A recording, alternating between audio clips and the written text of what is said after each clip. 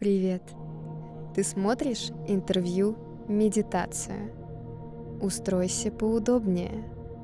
Отпусти напряжение из тела. Сделай глубокий вдох, выдох. Позволь себе закрыться от внешнего мира. Весь следующий час тебе не нужно будет думать ни о чем, кроме слов и музыки.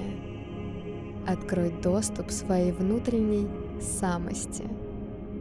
В конце ты почувствуешь легкость и чистоту сознания. Главное — погрузиться в себя, расслабиться и забыть о проблемах. Мы начинаем. Для меня, да, люди — это супер важно, и за счет людей я и постигаю этот мир, и меня это очень классно заряжает и вдохновляет.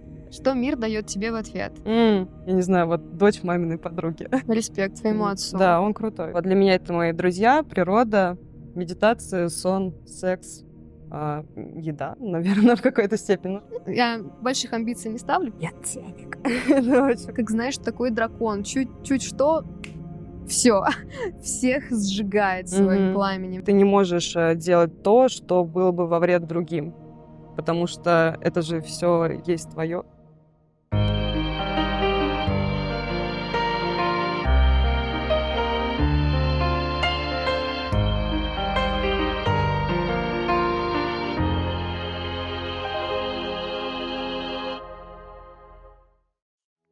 Катя, у нас с тобой сегодня необычное интервью, потому что я пошла к твоим друзьям и задала им вопросы про тебя, чтобы собрать все твои главные суперские черты и объединить их в 3 таких ядра, которые и определяют твою личность. Я сегодня расскажу тебе о том, что назвали мне твои друзья, и мы с тобой поисследуем эти концепции. Мне очень интересно тебе рассказать.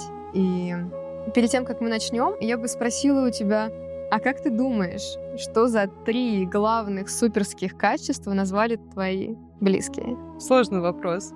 В целом мы с тобой об этом уже обсуждали сегодня до интервью, о том, что сложно себя оценивать со стороны, давать какую-то здравую критику.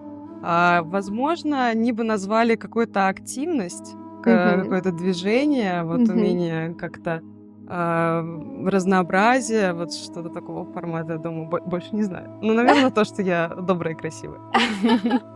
Да, на самом деле ты пробила вообще все варианты, все это звучало. И да, поскольку у всех разный вокабуляр, я постаралась объединить разные концепты, что-то в одно схожее. Итак, первое качество, которое про тебя назвали, это открытость новому. И очень классную формулировку использовал один из твоих друзей. Он сказал, что ты всегда всему говоришь «да». Я вообще очень люблю таких людей.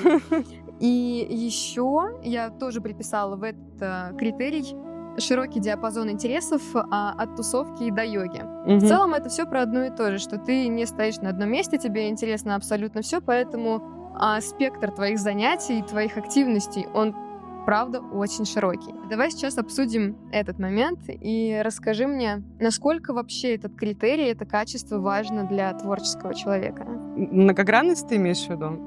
Да, хорошо.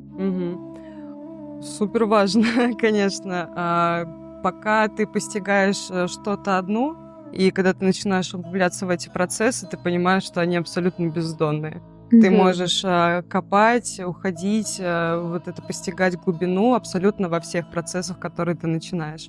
А когда ты начинаешь разбираться в чем-то одном, естественно, подтягивается что-то другое. И за счет этого ты можешь видеть картину мира не только с одной стороны, да, а ты можешь ее разглядывать абсолютно с разных призм, и это дает тебе крутой широкий кругозор, это дает возможность лучше понимать людей, какой-то выстраивать полезные коммуникации, уметь располагать к себе, и какой-то долю эмпатии дает. Да, это супер важная история. Кстати, представлю нашим гостям Катю. Катя основала огромное арт-пространство в центре Тбилиси, которое называется Цискари. За что мы привет. тебе очень благодарны. Здесь невероятно красиво, и действительно многие твои близкие выделяют также качество твое, как умение находить общий язык с разными людьми и умение общаться с большим количеством людей, учитывая, что ты постоянно организуешь разные активности, курсы, сессии прямо здесь. Действительно важно найти общий язык с разными людьми, с духовными, с творческими, с системными. Это очень классный навык и качество. За счет чего в себе можно развить это качество? Вот этот широкий диапазон и многогранность.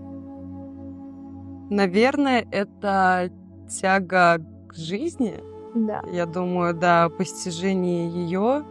Это какая-то, наверное, духовная подложка в этом присутствует, само собой, поскольку я начинала, наверное, с каких-то книг философской тематики, круто, я тоже духовной обожаю истории. философию. Вау. Но у нас с тобой, наверное, найдется о чем поговорить. Что ты можешь посоветовать нашим зрителям почитать? Обожаю этот вопрос. Я очень всем советую. Это для меня вот как Библия, которых лежит у кого-то рядом с кроватью. Для меня это книга Кена Волбера «Краткая история всего». Это современный философ американский, и он так постепенно, довольно сложным на самом деле языком, но если ты начинаешь вчитываться в этот процесс, ты уже не обращаешь внимания на терминологию тяжелую. Он рассказывает о том, как постичь своих высот сознания, как перейти на какие-то новые уровни. Он их подразделяет, начиная там от точки какой-то клетки до вот этого вселенского масштаба, когда ты понимаешь, что ты есть все, и все есть все, и это ты, и все это в тебе. И он это говорит таким проникновенным языком, настолько четко и ясно, что ты начинаешь прочувствовать на себе эти процессы. То есть твое сознание меняется в тот самый момент, когда ты начинаешь это читать. И ты, когда в такие процессы углубляешься, ты понимаешь, что ты не можешь вредить людям, вредить, не знаю, каким-то живым существам. То есть априори эти вещи, они из себя уходят. Ты не можешь делать то, что было бы во вред другим, потому что это же все есть твое. Я не читала эту книгу, но мне нравится вот эта концепция объединения всего со всем, потому что люди часто чувствуют себя сепарированно от мира и думают, что вот у них есть эго, есть тельце, и все. А весь остальной мир — это другое, и мы с ним не так сильно связаны, как со своим телом. На самом деле, я думаю, что все гораздо более сложнее. Причинно-следственные связи, взаимодействия между людьми с окружающей средой, они всепоглощающие и всесторонние. Они пронизывают весь наш мир, и мы не можем жить в отрыве от социума. И если мы вредим кому-то или не заботимся о ком-то, то, соответственно, мы получаем и похожую реакцию в свою сторону. Это любопытно. Ты даешь очень много миру, людям, даже за счет этой площадки. Внезапный вообще вопрос появился, что мир дает тебе в ответ? Для меня очень важны люди. Я люблю общаться с людьми, как-то с ними коммуницировать, находить какие-то общие точки. Да, для меня это люди. Этот мир мне дает людей, а за счет людей я получаю еще какие-то ресурсы. Плюс вообще не стоит недооценивать какую-то мирскую коммуникацию. Это супер важный инструмент, это помогает достигать каких-то целей. Бывает так, что какие-то мои желания или мечты, они приходят, я о них даже там не ловлю на них какой-то суперфокус, не озвучиваю какие-то детали, но за счет людей, которые ко мне приходят в жизнь, эти цели, они реализуются. Вот. Для меня, да, люди — это супер важно, и за счет людей я и постигаю этот мир, и меня это очень классно заряжает и вдохновляет. Классно. Я согласна с поинтом, кстати, что благодаря комьюнити личному мы можем достигать большего. И второй поинт, который глобально я выделила, связанный с тобой, который является твоим центральным качеством, проанализировав все ответы, это целеустремленность и амбициозность. И это очень круто, потому что я постаралась расположить их в логическом порядке, эти поинты. И если первый был о том, что ты любишь познавать что-то новое, тебе интересен этот мир, то второй поинт заключается в том, что ты ставишь себе цели, чтобы что-то новое познавать или сделать. То есть это не про хаотичные какие-то действия, а про вполне такой сильный, уверенный путь. Мне это очень привлекает в людях, особенно в женщинах. Расскажи мне, пожалуйста, насколько ты себя считаешь целеустремленным человеком? Ну, пока все мои цели, они достигаются. Значит, я целеустремленный человек. Каких-то супер амбиций, наверное, я для себя пока не ставлю, но для меня, наверное... Человек 25 лет открыл огромное пространство в центре Тбилиси. Я больших амбиций не ставлю перед собой. Очень скромно, мне нравится. Ну, я думаю о сети. Ну, разве это большие амбиции? Ну, у меня нету такой цели, именно финансовой, наверное, какой-то. Я не ставлю перед собой цель супер какого-то богатства. Вот такого формата, да. Ага, поняла. То есть для тебя амбициозность — это про деньги больше, но твой масштаб не равно твоей амбиции. Это интересно. Я думаю, это развитие. Это развитие, которое должно естественным путем протекать, да, за счет каких-то таких маленьких целей.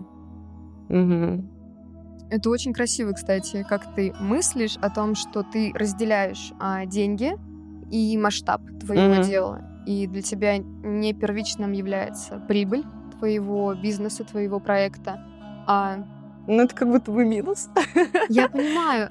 С одной стороны, да, но, на мой взгляд, отправной точкой является конструктивная позиция, когда ты хочешь дать людям и дать больше пользы, то мир даст тебе деньги в ответ, потому что, когда люди получают пользу, они готовы за нее платить.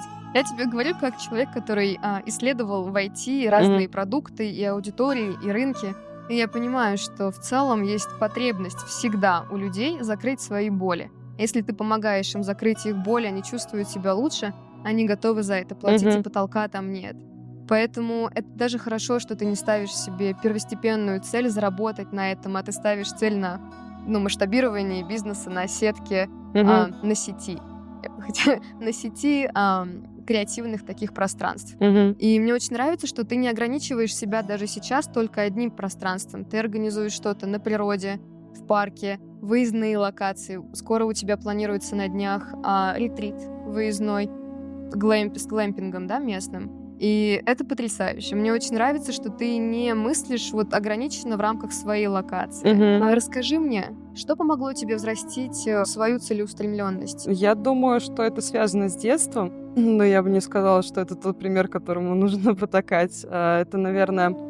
Это может быть антипример? Ну да, скорее так. Это когда ты растешь в семье, в которой тебе могут сказать, что ты там тот лучше, тот такой хорошенький, а ты там, я не знаю, вот дочь маминой подруги. Вот условно, вот такого плана пример. Я думаю, такие вещи, они либо тебя давят, либо наоборот у тебя возникает вот этот вот момент, когда ты супер устремленный становишься. Возможно, это какая-то позиция того, что ты кому-то что-то пытаешься доказать в начале. А потом, если ты находишь правильное русло, и ты себя в нем чувствуешь уже уверенно, с этим можно, конечно, работать. Это и не плохо, и не хорошо, это просто как есть, так и есть. Что дает тебе топливо для того, чтобы продолжать достигать своей цели? Наверное, какие-то примеры из жизни, и я смотрю, например, как строится бизнес у других людей.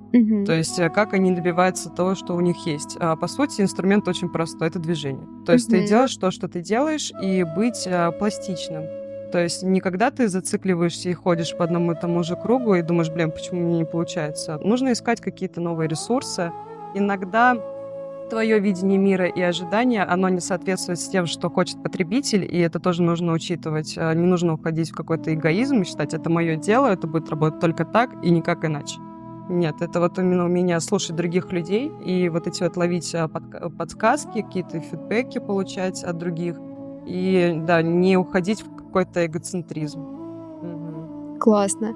Я знаю многих людей, которые открывают свое дело, которые строят стартапы, но они очень часто, выгорают на полпути и не доходят до точки Б, которую они там все построили, какой-то там невероятный успешный успех. Но при этом я тебя не чувствую таким человеком, который сдастся на полпути и, у которого кончится ресурс. Ты похожа на человека, который умеет вырабатывать вот этого топлива для того, чтобы долгосрочный результат иметь в конце. Где ты набираешь вот это эмоциональное топливо для себя? Его нет.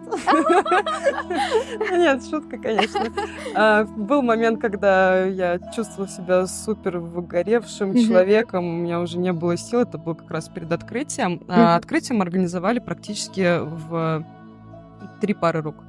То есть это процесс, в который мы вложили, наверное, 2 недели в себя, вообще без каких-то выходных. Это было супер сложно. А для меня вообще возможность выехать на природу — это то, чем я воспользуюсь всегда. Вот даже сегодня после нашего интервью я поеду на природу. Сразу так восстановиться, можно сказать. Да, для меня природа — это очень большой такой бустер, на который мне дает силы, энергии, медитации. Медитации, да? Да, в том числе это очень важный процесс. Общение с людьми, которые тебя могут поддержать. Это тоже вот для меня, у меня очень большой круг друзей, и, как ты уже поняла, они очень тепло ко мне относятся, да, такие все душечки. Вот, они мне всегда помогают восстановить ресурсы, я могу к ним обратиться, вплоть там, не знаю, они мне принесут подушку, одеяло, меня укроют, скажут, что все будет хорошо, или какая-то тактильность. Это тоже очень важно. Да, вот для меня это мои друзья, природа, медитация, сон, секс, еда, наверное, в какой-то степени, но это уже не так супер важно. Да. Такой, знаешь, энергетический минимум. Да. Классно, мне нравится. И знаешь, что я отловила сейчас, пока слушала тебя? Ты сказала, что тебя друзья очень наполняют и поддерживают тебя. А когда я читала ответы на вопросы твоих друзей о тебе, многие писали о том, что ты тот самый человек, который в любой сложной ситуации найдет что-то, чему можно улыбнуться, и который всегда поддержит, и в котором, да, всегда есть вот эта энергия, в которой ты можешь поделиться.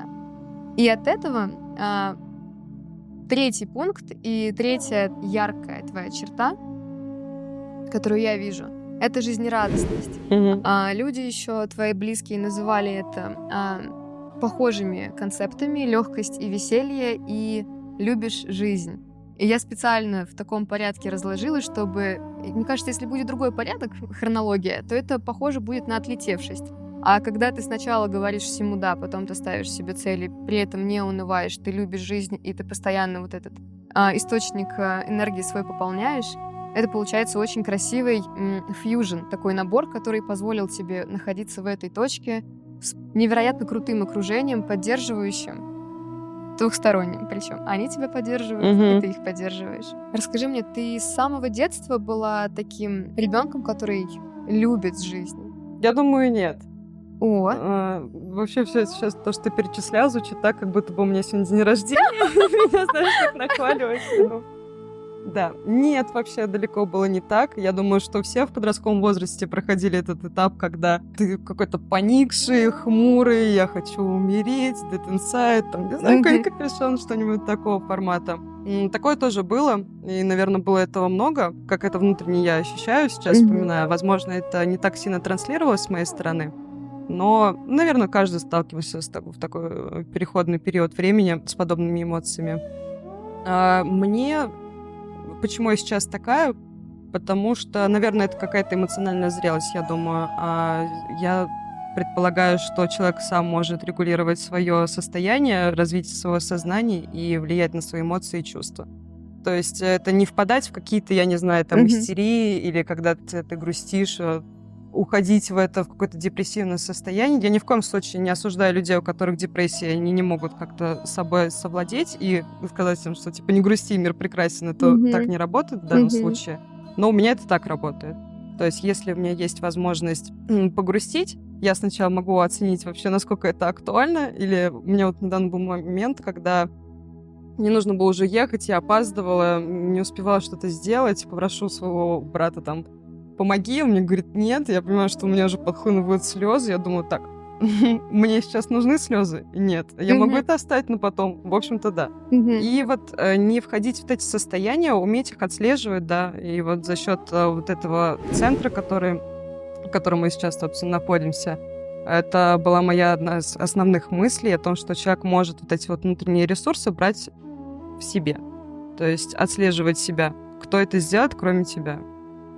Никто. Я бы хотела перейти к следующей части вопросов, которые я задавала твоим друзьям. И помимо того, что они назвали твои суперсилы, я попросила их назвать также, чему тебе стоит еще поучиться или чего тебе не хватает сейчас. Для того, чтобы стать версией 2.0, вообще невероятно потрясающей, еще большего достичь. Скинь мне потом, кто что там написал.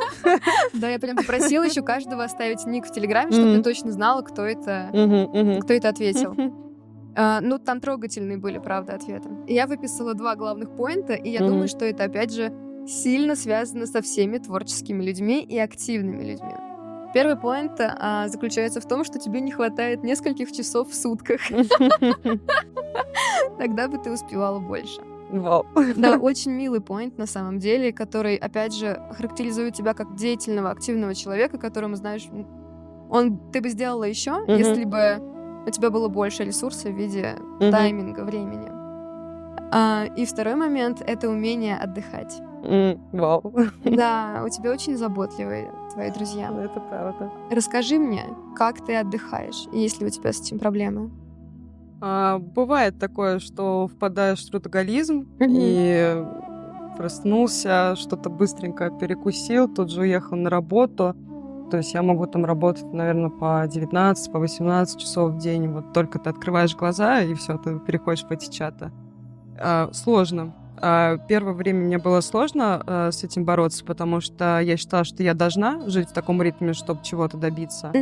А потом я, соответственно, выгорела. Очень удивительно. Как это так вышло? Было очень тяжеловато, да. И для себя сейчас поняла о том, что, во-первых, мне не обязательно отвечать прямо здесь сейчас, если мне напишут там несколько чат. То есть я не пытаюсь ухватиться за все одновременно.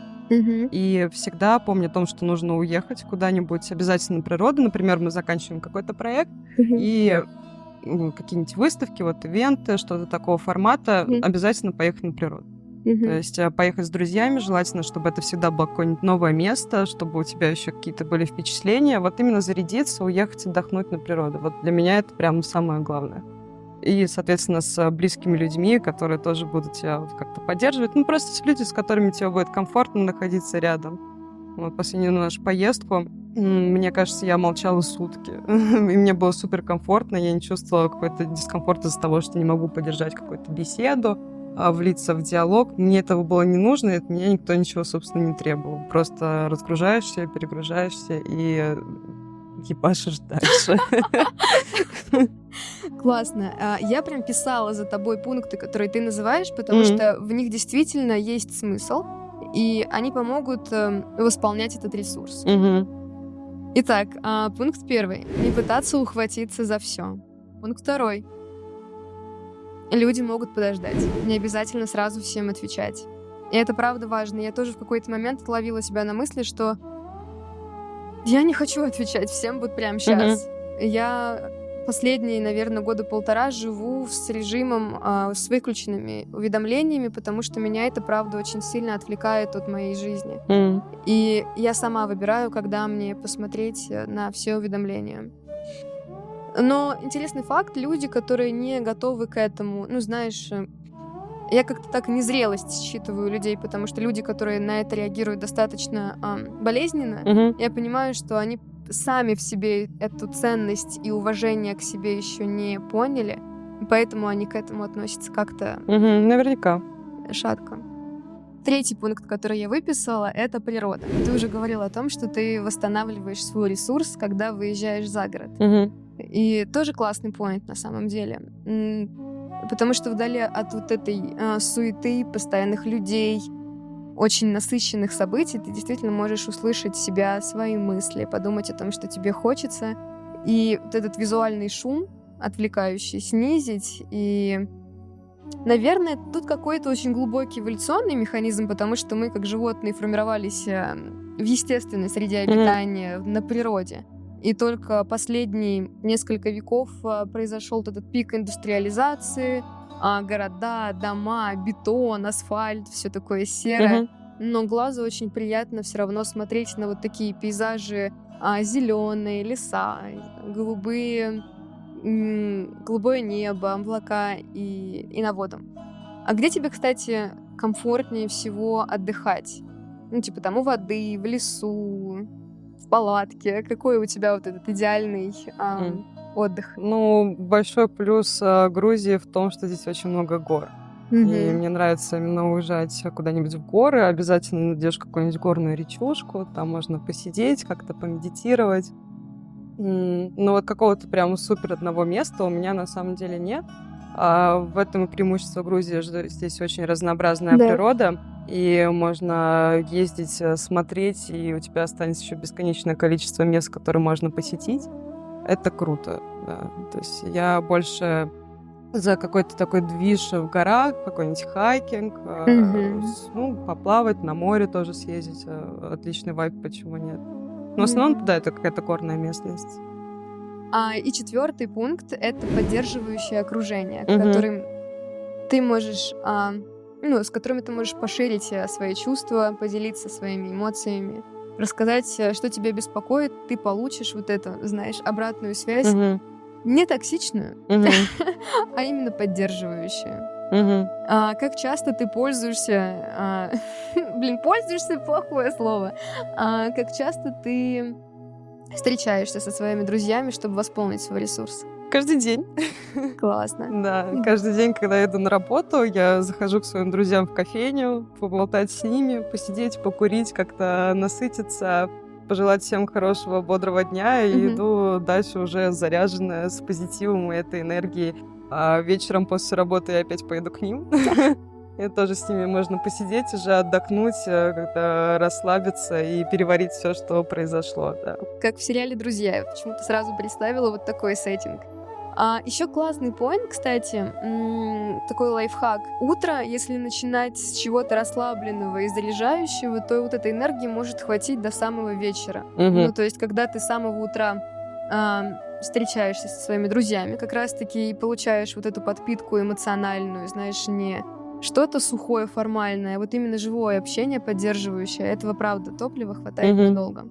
Классно. Я выписала еще 5-й пункт от себя лично.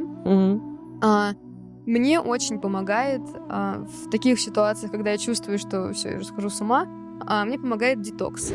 Детокс — это когда я отключаю все уведомления на телефоне, я никому не отвечаю. Это может быть от часа до месяца. У меня, правда, был очень затяжной детокс после увольнения из IT в том году. И я проводила все это время наедине с собой. Это потрясающе вообще. Когда ты настолько глубоко соединяешься с собой, у тебя появляется в какой-то момент не просто сила и желание выйти к людям и что-то дать им, что-то позитивное. Но я почувствовала, что я просто не могу больше сидеть дома. У меня настолько много было этой энергии, что я потом пошла просто раздавать ее вот так налево и направо. Это было очень счастливое время в моей жизни. Давай тогда перейдем к следующему вопросу. Дима подготовил, это был наш прошлое интервью, прошлый подкаст. Он подготовил вопрос для тебя, для следующего нашего гостя. Назови 5 своих родственников. Расскажи, как они повлияли на тебя. 5? Да, и в положительном, и в отрицательном ключе. Вообще, Дима просил еще больше, но я понимаю, что у нас хронометраж не бесконечный. У меня большая семья, они, конечно, разнообразные личности. Наверное, первого бы человека выделила своего отца, поскольку мне нравится его ритм жизни, его идеология и философия. А чем он занимается? Она очень близка с тем, что делаю я. У него несколько проектов. Он работает и в Тбилиси, и в Самаре у него бизнес.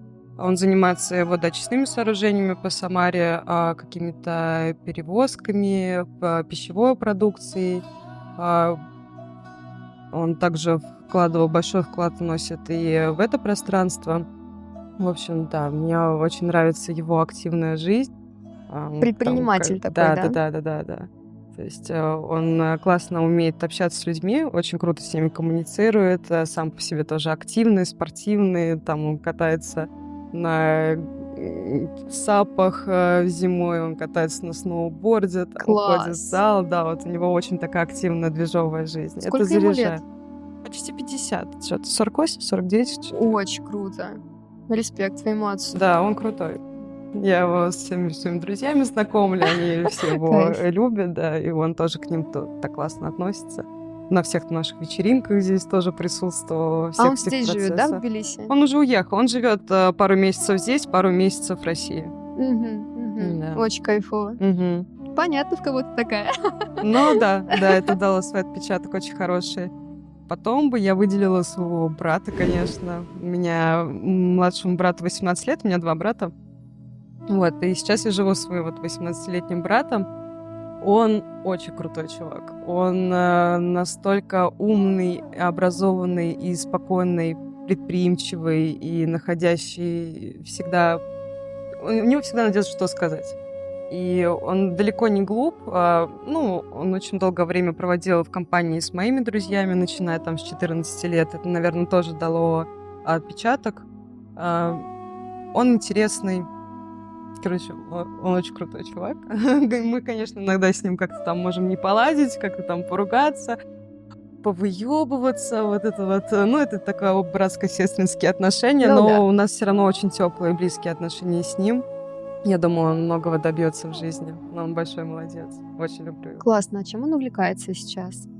Вот он закончил школу буквально там месяц назад. Сейчас подготавливает документы на обучение. Наверное, сейчас он делает больше акцента на язык. Он учит английский язык, он разными инструментами пользуется, смотрит там, читает, какие-то фильмы и сериалы смотрит на английском языке. Вот у него больше такого сейчас формата. Собирается переезжать жить в Словению. Короче, вы своим предпринимательским духом заряжаете весь мир уже. Вы начинаете масштабироваться в рамках семьи уже. Это классно, да. Хороший пример. 2 назвала, да? Да. Моя мама. Моя мама сложный человек. С ней мне всегда как-то довольно сложновато, на самом деле, рассказывать про свою мать, потому что наши взаимоотношения, они очень такие жесткие, я бы сказала.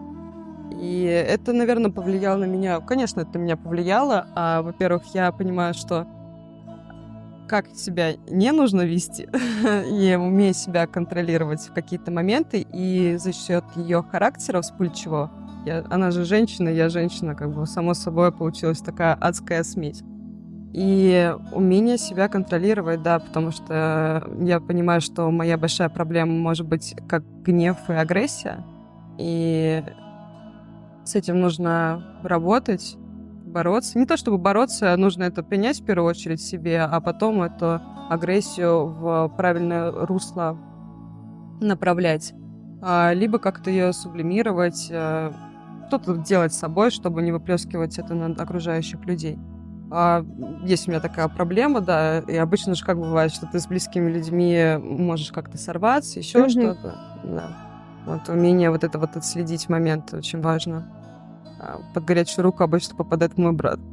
Ты знаешь, у нас очень похожая история в этом плане, потому что моя мама тоже очень вспыльчивая, и она, как знаешь, такой дракон. Чуть что, все, всех сжигает своим пламенем. И я понимаю, что во мне тоже много вот этой энергии, потому что я часть ее, и я впитала ее модель поведения с самого детства. И я тоже сейчас работаю со своей агрессией и пытаюсь ее тоже перенаправить в конструктивное русло. Я поняла, что я думаю, таким людям действительно важно активно жить, потому что это способ выплеснуть много эмоций. А агрессия — это просто очень концентрированная, яркая эмоция. Когда тебе что-то не нравится, ты можешь это все резко вытолкнуть. Это бомба, да. Да. Поэтому круто, что... вообще по тебе не скажешь, конечно, что в тебе могут быть такие предпосылки агрессивности. Ты достаточно женственно выглядишь, еще и деятельно. Я думаю, за счет этого у тебя получается это экологично, знаешь, сливать в... Пусть будет так, окей. Хорошо. Бог видит, я пытаюсь. Значит, если ты видишь меня с такой стороны, то, значит, я делаю все правильно, да. Да, по крайней мере, ты не выглядишь как человек, знаешь, который просто хаотично делает какие-то сумбурные действия, срывается параллельно, пока мы тут настраивались. Пока наши операторы настраивались, не было ни одного, знаешь, замечания, ни одного какого-то... А можно было? Так можно все, понимаешь? Но ты сама не выбрала вот этот путь, хотя могла. И ты достаточно мягко коммуницировала со всеми нами в момент этой подготовки. Поэтому, опять же, выдержка есть в тебе, антипример был. Возможно, как раз-таки он и был в твоей жизни. И мать и моя мать тоже мне специально подсветила вот эти все моменты, потому что если бы мне не подсветили этого в детстве, возможно, я выросла бы другим человеком, который не знал бы, к чему это все может привести во взрослом уже состоянии, вот такое эмоционирование. Окей. Мама была у тебя третьей. Осталось 2 человека из круга семьи. Я тогда выделю своего младшего брата, ему 3 года. О! Он еще не умеет разговаривать, но он уже такой довольно сообразительный парень.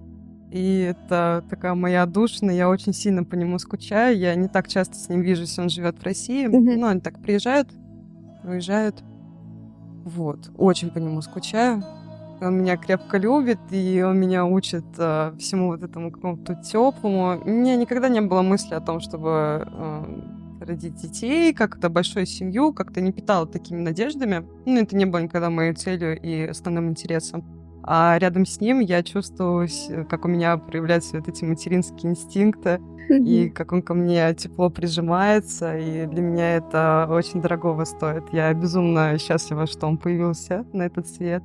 И для меня это такой прям лучик огромного счастья. Просто дает невероятные эмоции, тепло, любовь. И вот все только вот самое хорошее, какое-то вот именно искреннее, теплое такое что-то, что ты хочешь оберегать, хочешь как-то защищать, радоваться. Вот жду его просто невероятно. Он приедет в августе, и очень хочу его почувствовать. Кайфово. Мне нравятся дети тем, что в них нет вот этого, знаешь, налета опыта, который как-то потравмировал их психику, а они такие живые, без лимитов, без стоперов. Они просто есть, и они все тебе выдают, как есть у них. И готовы всю тебя принять такая, какая ты есть. Да. Это очень, правда, ценное такое взаимодействие. И нам есть, на самом деле, чему поучиться у детей. И иногда вот убирать вот эти лишние, знаешь, фильтры, через которые мы смотрим на этот мир. Иногда они грустные, иногда они злые, иногда они требовательные. Но вот эти ожидания, правда, сильно влияют на то, как мы взаимодействуем с миром. Окей, у тебя большая семья. Да, довольно обширно. 5-м человеком последним, да, как раз получается, я выделю маму как раз моего младшего брата. Ой, у нас с ней разница в возрасте 10 лет. И был такой период, когда, приходит женщина в семью, в которой живет подросток, и начинает там строить из себя мамочку. Вика без обид. Такая шугар-мэмми. Да, мы с ней долгое время не могли найти общий язык, плюс вот этот мой подростковый максимализм, вот эти какие-то заскоки. Мы с ней ругались, ссорились, кричали, что мы только с ней не делали. Но потом мы выросли. Обе. Да. Ну, по сути, да, мы приняли друг друга таким, какие есть, и выстроили взаимоотношения на равных. То есть у нас нет какой-то там иерархии, слава богу, она больше не пытается так делать. И я тоже не пытаюсь как-то там бунтовать. Вот это свою подростковую закидону я уже оставила где-то там. И да, мы просто с ней очень хорошо, тепло общаемся. Я очень рада, что она есть в семье. Как бы там я сначала не бубнила на нее, что-то там, какие-то пакости не делала ей. Да, она знает, что я ее люблю, и она меня тоже любит, и я безумно счастлива ее видеть в моей семье, и я безмерно ей благодарна за то, что она родила моего прекрасного брата, она замечательная мама, и я всегда вижу только счастливые глаза моего любимого Лёвушки, и это дорогого стоит. Ну, это очаровательно. Да, я думаю, что вот общение на равных — это признак как раз-таки настоящей зрелости. Круто, что вы пришли к этому со временем. Но вам тоже, наверное, надо было прожить вот этот опыт, чтобы понять, что так оно не работает. Да. Так оно не получится. И опять же, круто, что она прожила это с тобой, и родив первого сына, получается, ты первый сын, правильно я понимаю? Да, она уже вот с этими, знаешь, уроками, и, возможно, это тоже повлияет на ее стиль воспитания. Наверняка, да, я тоже так думаю. Катя, что ты хочешь задать, какой вопрос нашему следующему гостю? Вопрос связан, наверное, с стезей творчества. Что вдохновляет для продвижения? Откуда берется, если это не только же творчество, что есть? Это абсолютно любое действие в своей жизни, ты можешь, оно может быть причастно к аспекту творчества. То есть, что бы ты ни делал, ты можешь в это вложить долю какого-то вот этого творческого порыва, что-то вот такое вот создавать. И вся жизнь — это лишь свободное, хаотичное творчество, которое ты можешь собирать и располагать им, как ты можешь и как ты хочешь. Да, вот что вот вдохновляет человека, откуда он берет ресурсы, да, и что для него есть творчество, и как он может пользоваться этим. Классный вопрос. А расскажи мне, что для тебя творчество? О, хороший вопрос. Это твой вопрос? Я просто ждала, когда кто-нибудь на него ответит. Я бы поняла, что это такое. Для меня творчество проявляется во многих вещах. То есть я не считаю, что творчество — это только если человек там пишет картины или в том проявлении, в котором мы привыкли его видеть, да, то есть театр, скульптура, вот, кинематограф, искусство, фотография, да. Я думаю, что творчество — это все-таки стиль жизни. Угу. Что отличает человека творческого от нетворческого в этом стиле жизни? Творчество, оно без рамок. Оно импульсивно, возможно, с какой-то стороны, но эта импульсивность — это и есть движение. И да, я считаю, что творческого человека именно отвечает вот этот вот импульс, на котором он двигается, а не та структура и рутина, которой обычно привыкли жить. Да, что-то вот такого. Катя, расскажи мне, пожалуйста, про это место, про свой креативный центр. Сейчас у нас около 10, наверное, направлений. То есть вообще моя идея была в том, что ты приходишь в место, в котором ты можешь поработать и на физическом уровне, и на ментальном уровне, ну и, собственно, какой-то релакс получить, чтобы это была такая, знаешь, точка, где человек мог бы восстановить свои ресурсы, найти их внутри себя, поработать, найти людей такого же склада ума, мировоззрения. А у нас есть...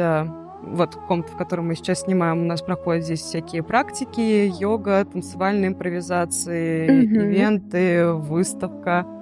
А в соседняя комната у нас это массажный кабинет и кабинет психолога.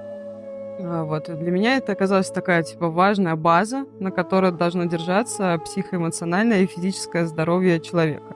Ты работаешь своим телом, ты работаешь со своей психикой, и чтобы это все было такое ненавязчивое, плавное и в одном месте. По-моему, это идеальный вариант. Вообще очень круто. Еще я вижу в этом пространстве очень много картин, особенно в той части. Я не знаю, сможем мы их снять или нет, забанят нас за это.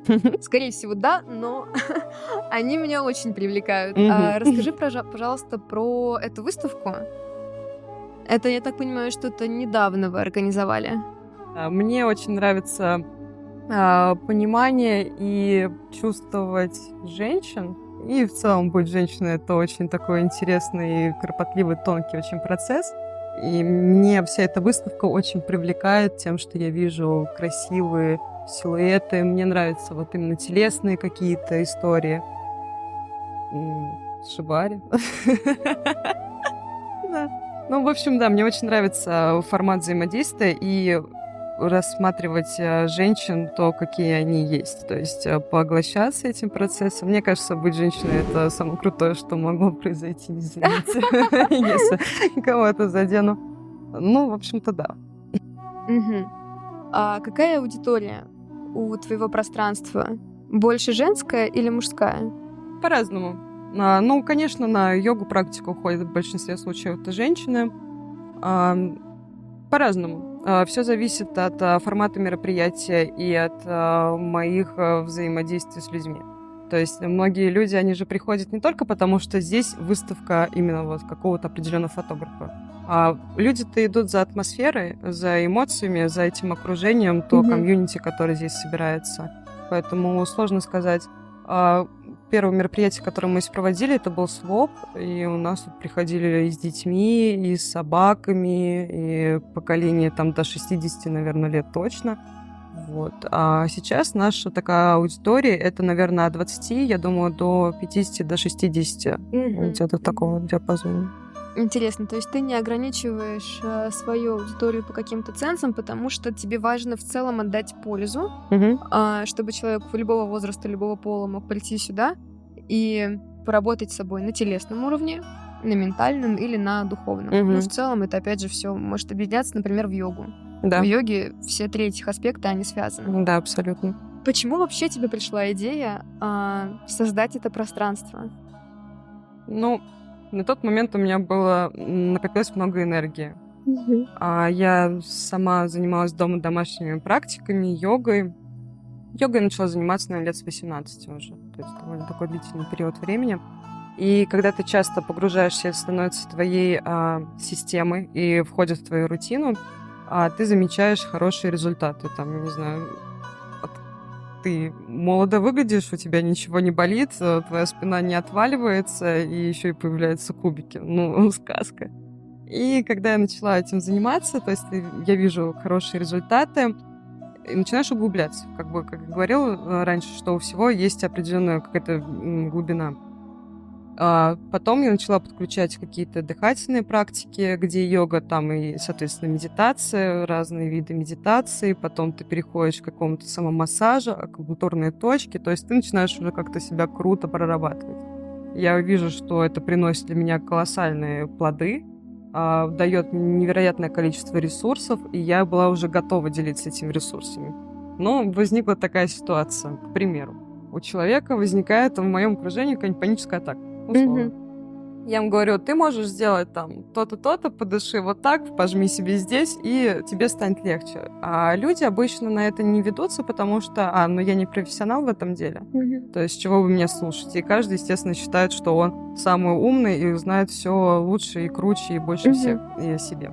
Поэтому у меня появилась такая идея о том, что, во-первых, можно работать и в физическом, и эмоциональном уровне с человеком, и чтобы это действительно давало плоды и помогало другим людям, нужно найти мастеров. Мастеров своего дела, которые уже в этом плане компетентны, они много чего уже сделали, попробовали, практиковали, обучились, и вот за счет этого это место и появилось. Очень красиво, очень красиво. То есть ты столько пользы нашла для себя, я в очередной раз хочу это подсветить. И теперь тебе эту пользу хочется масштабировать. Да. Это очень конструктивный подход. И, кстати, на мой взгляд, очень женский. Потому что это про заботу. Ты научилась заботиться о себе, о своем организме. И поняла, что было бы клево, чтобы и другие заботились о себе, потому что это дает много бенефитов, много плюсов. И это очень красиво. Ты за кадром мне рассказала, что ты делаешь здесь абсолютно все сейчас.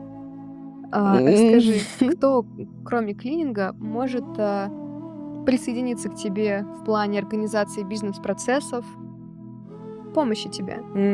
Кого бы ты хотела видеть? Вот прям конкретно в данный момент, наверное, я не нуждаюсь в таких людях, потому что мы начали работать с помощницей Полиной. Она мега талантливая и супер организованная девушка. Мы с ней вот буквально 2-3 дня назад, наверное, начали вот вместе работать. Она как СММ выступает. Ну и в целом у нее очень много своих крутых идей, которые мы можем вместе активно, классно реализовать. Очень круто. Обычно у нас как возникает? Если мы создаем какой-то ивент, то обычно это же какая-то очень быстрая история.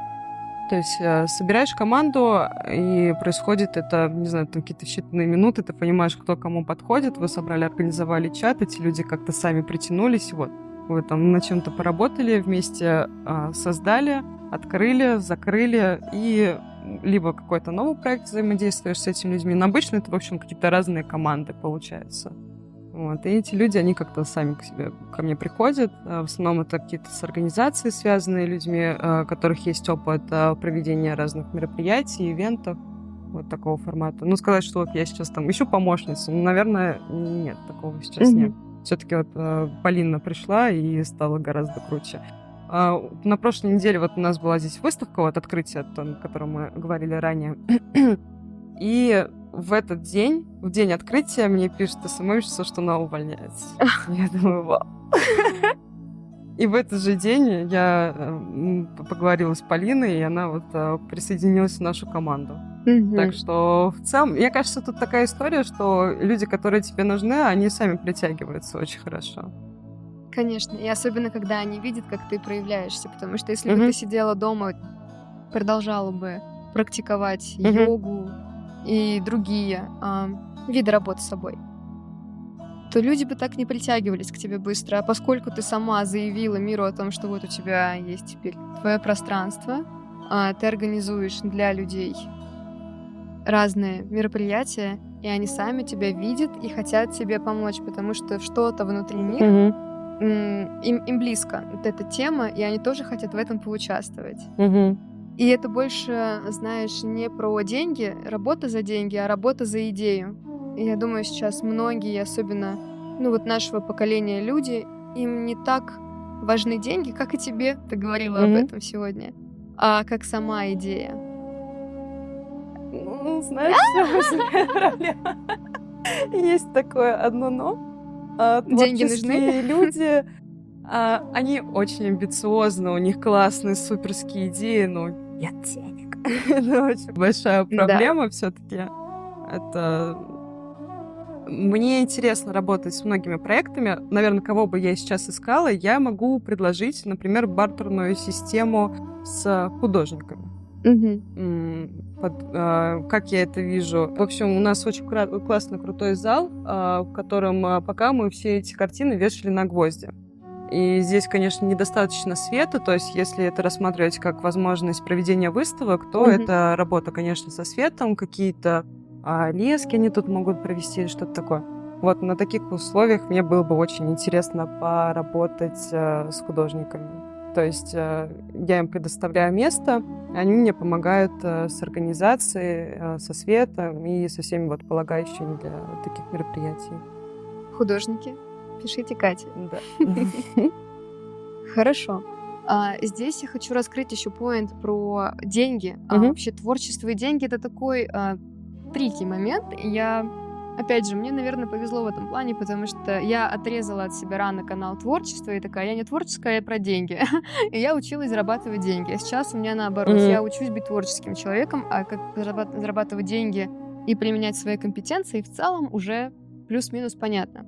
А касательно конкретно твоего кейса, почему мне он нравится? Он для меня не поверхностный и не отлетевший, потому что ты организуешь площадку для людей, то есть и у тебя очень выстроенные бизнес-процессы, и вообще все твое пространство, оно, знаешь, чистое, аккуратное, и не про хипарей, которые там без правил, без каких-то, я не знаю. Не хочу углубляться в эту мысль. В общем, я вижу большое будущее за тобой, потому что ты пользу хочешь дать людям. Это не просто про идею сделать красивое, эстетичное ради красоты и эстетики, а ты можешь закрыть, правда, боль аудитории. И это очень откликается вообще с бизнес-позиционированием и бизнес-моделями именно разработки продукта. Поэтому я не сомневаюсь в том, что у тебя это получится. И ты, пожалуйста, не сомневайся в себе. Расскажи мне про ивенты, которые уже были. Может быть, что-то нашумевшее уже произошло, что-то резонансное.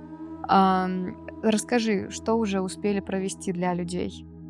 Ты когда начала перечислять вопросы, я уж так даже не вспомню все мероприятия, которые мы здесь провели. Их было не супер, конечно, много. Пространство совсем-совсем молодое. А вот последний, наверное, ивент, поскольку он был совсем недавно, и он еще так свеж в памяти, для меня это был новый опыт. Это как раз открытие выставки, которая сейчас все еще здесь. У нас была супер классная, талантливая команда с Гэри, Кэти, Полина, и как раз этот пласт и Джейми, за счет чего это все и появилось. У них были суперские крутые идеи, возможно, немного какие-то экстравагантные, немного пикантные, какие-то горячие, но я подумала, почему бы и нет. Любой пиар. Я пробую сейчас разные возможности находить себе людей. Разные возможности для того, чтобы люди узнавали о нас, какое-то сарафанное радио запускалось. И это у нас была выставка. Что было пикантного в ней? В ней, наверное, если ты посмотришь на те фотографии, в той части зала вопросы отпадут сами по себе. Да, я вижу, но аудитория, боюсь, полюбоваться не сможет. Они могут только себе нафантазировать. И прийти, да. Но я думаю, что мы уже скоро ее закроем, поэтому это был такой, уникальный продукт, когда ты можешь прийти, увидеть, посмотреть, и все. То есть это как такая вспышка. Я думаю, такая вспышка, она как раз может дать вот этот резонанс. У нас, получается, было 3 дня ивентов. Вот, у нас было открытие выставки, третий день у нас был мастер-класс по шибари. Но это даже скорее был не мастер-класс. Шибари же он в себя подразумевает то, что тебя сначала связывают, но потом идет обязательно акт подвешивания, как я полагаю. У нас нет возможности в зале проводить такие мероприятия, именно чтобы подвешивать какие-то крюки, это функционально сложно. И у нас был просто в этом же зале на йога-коврике.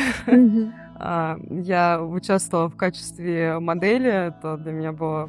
Меня впервые вообще связывали, да еще и когда ты стоишь на публике, и круто. Интересный опыт. Стоит, наверное, попробовать, если вообще мысль такая возникает у человека.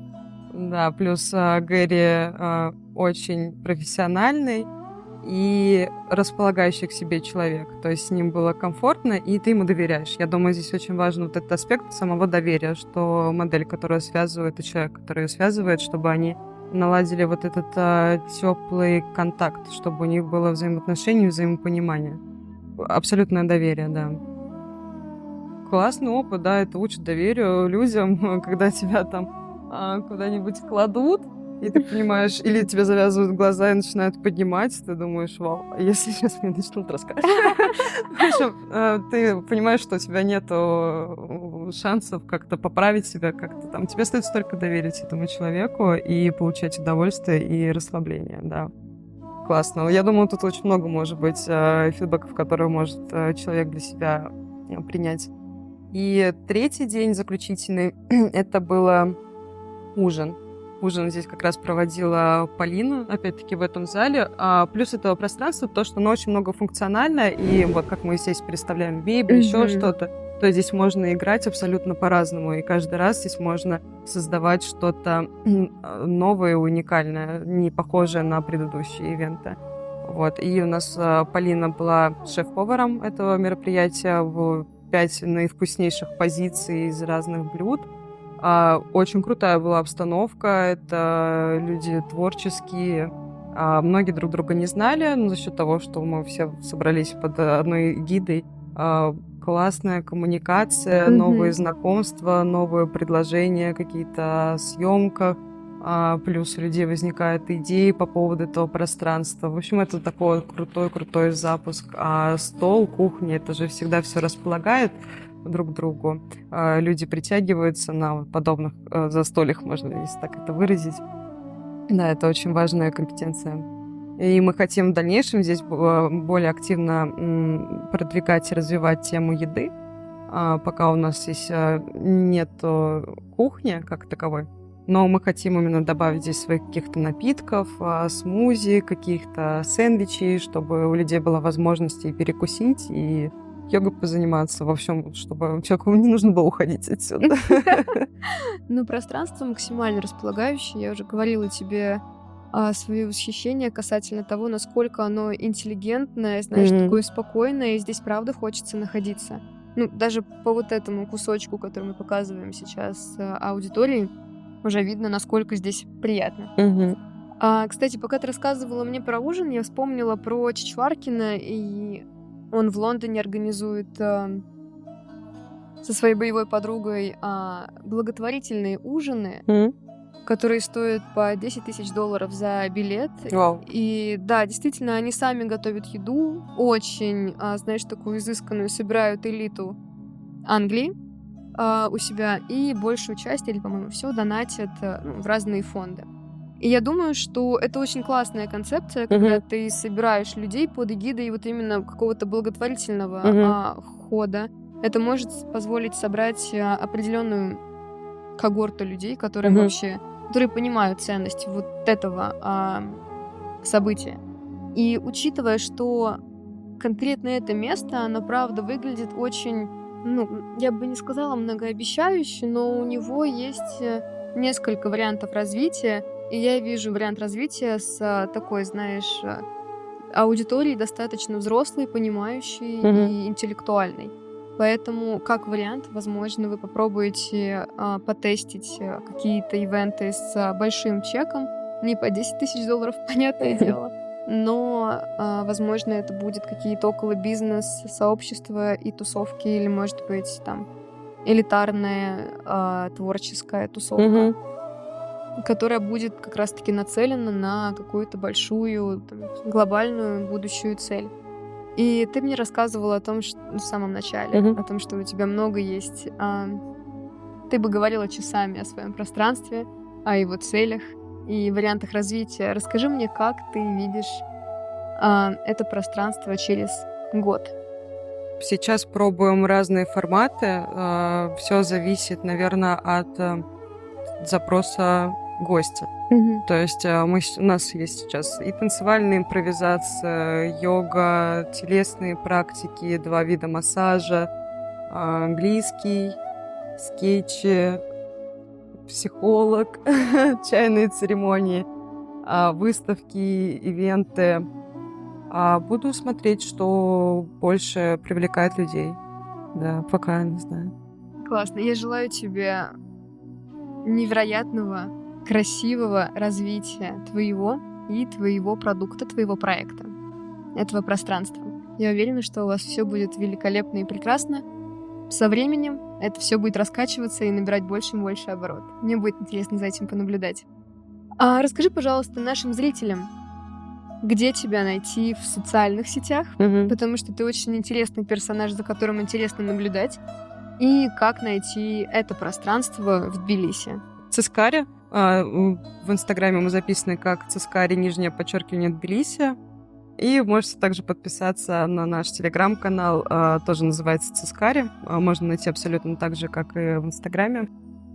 И на мою личную страничку в Инстаграм тоже предлагаю присоединиться. Мне нравится работать с какими-нибудь фотографами. У меня есть очень классная подруга, с которой мы реализуем тоже разные съемки. Вот. Все. Спасибо. Спасибо тебе большое за гостеприимство и за твою инициативность. Ты обогатила Тбилиси, но вот этой заботой о себе и проявлением заботы о других. Спасибо тебе большое. Спасибо тебе за это интервью и за то, что ты ценишь и видишь в людях такие классные качества. И напоминаешь другим о том, что они зайки и солнышки. Спасибо, стараюсь. Спасибо. Очень хочу вас всех показывать миру. Круто, круто.